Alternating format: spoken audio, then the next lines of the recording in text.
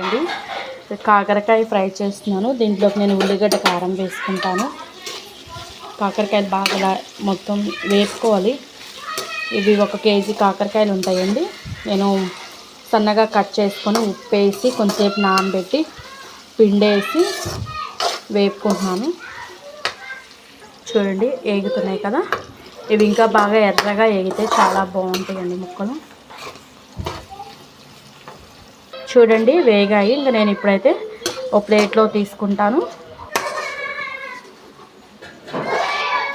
చూడండి మనం ఇలా అయినా ఉంచుకోవచ్చు, కావాలంటే ఇలా ప్లేట్లో పెట్టుకుందాము. ఇక చూడండి ఉల్లిపాయ ముద్ద కోసం ఉల్లిపాయలు, చిన్నుల్లిపాయలు, జీలకర్ర, ధనియాలు, ఉప్పు, కారం ఇంక ఇవి గ్రైండ్ చేసుకుందాం. పెద్ద సైజు ఉల్లిపాయలు అయితే 1 తీసుకోండి, మీడియం సైజ్ అయితే 2 తీసుకోండి. చూడండి అన్నీ కలిపి గ్రైండ్ చేసుకుందాము. 1 స్పూన్ కారం, ఇప్పుడు తగినంత ఉప్పు వేసుకోండి.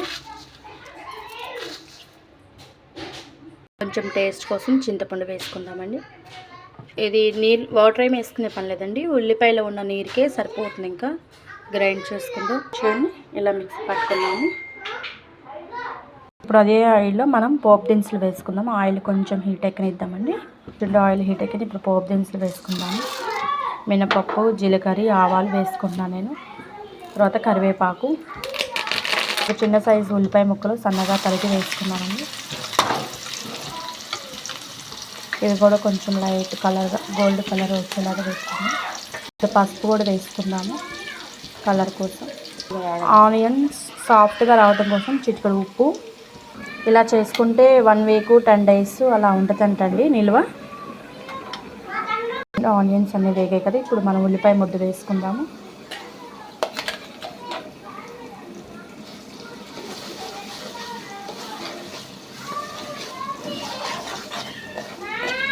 ఇంకా చూడండి ఇది బాగా పచ్చివాసన పోయేలాగా ఆయిల్ అంతా పైకి వస్తుంది కదా, అలా ఉంచాలి.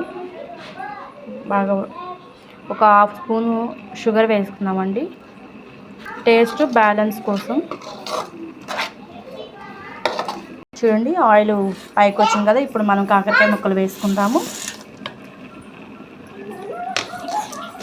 చూడండి ఎలా గ్రేవీ లాగా ఎలా వచ్చిందో. బాగా కారం ముక్కలుగా పట్టి బాగుందండి చూడటానికి కూడా. కొంచెం పచ్చి కరివేపాకు వేసుకుందామండి, స్మెల్ బాగుంటుంది.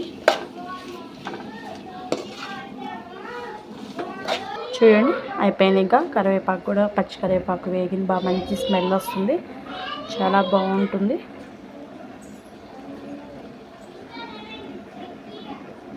నచ్చితే లైక్ చేయండి, షేర్ చేయండి, సబ్స్క్రైబ్ చేయండి ఫ్రెండ్స్.